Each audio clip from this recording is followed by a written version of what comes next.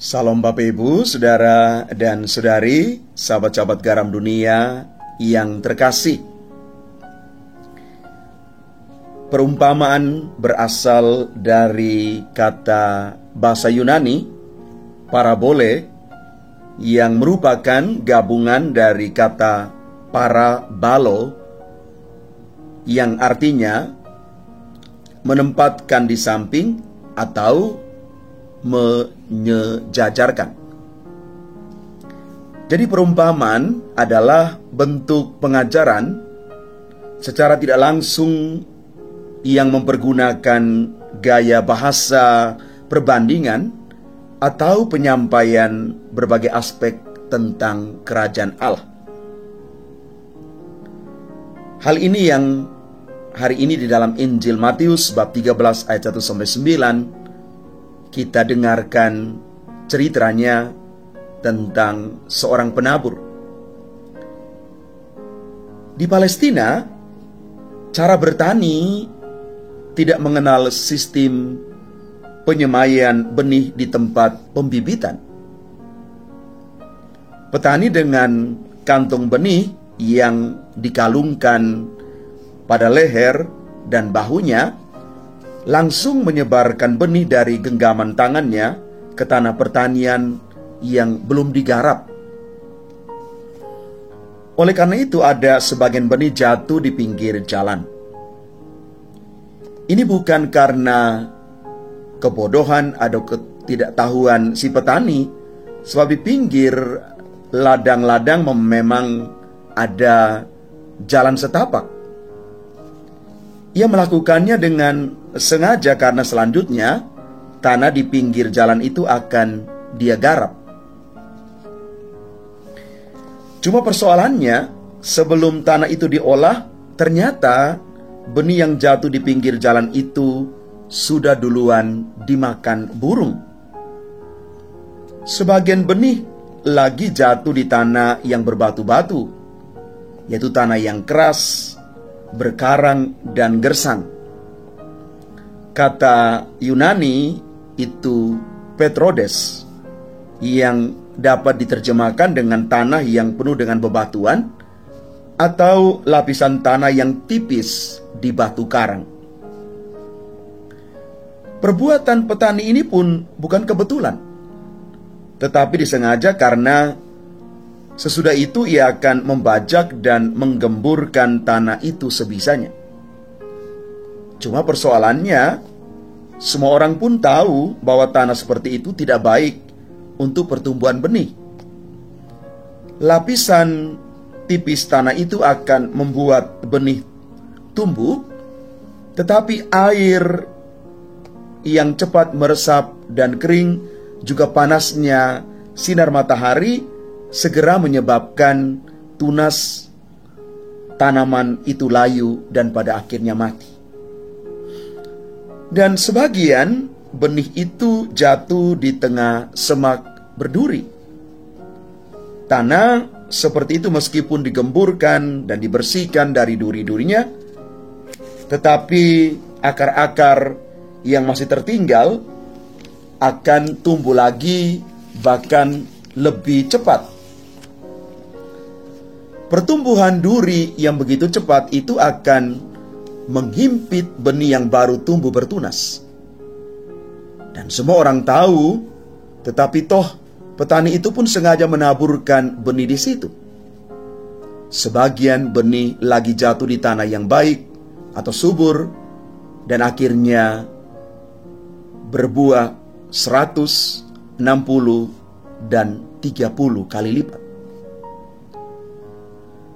Berapapun banyak hasilnya, tetapi semuanya mengandaikan bahwa tanah itu juga harus digarap dan tidak ada burung yang memakan benihnya, serta semak duri yang mengipitnya.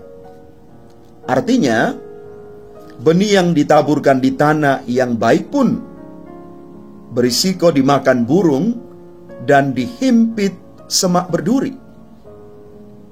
Oleh karena itu, buah yang berlipat ganda itu dapat terjadi karena setelah benih ditaburkan, tanahnya segera digarap dan dibersihkan dari duri-duri, sehingga benih itu tertutup tanah dan burung-burung tidak sempat melihat dan memakannya. Bapak, Ibu, Saudara, dan Saudari umat Tuhan yang terkasih, pertanyaan kita adalah begini: mengapa petani itu sengaja menaburkan benih di tanah yang tidak baik? Jawabannya ya, namanya juga perumpamaan. Mari kita perhatikan. Salah satu maksud pengajaran dengan perumpamaan itu adalah menarik perhatian orang agar serius memperhatikan dan memikirkan lebih mendalam. Maka Yesus mengakhiri perumpamaannya dengan seruan begini yang kita baca dalam Injil hari ini: siapa bertelinga, hendaklah ia mendengar.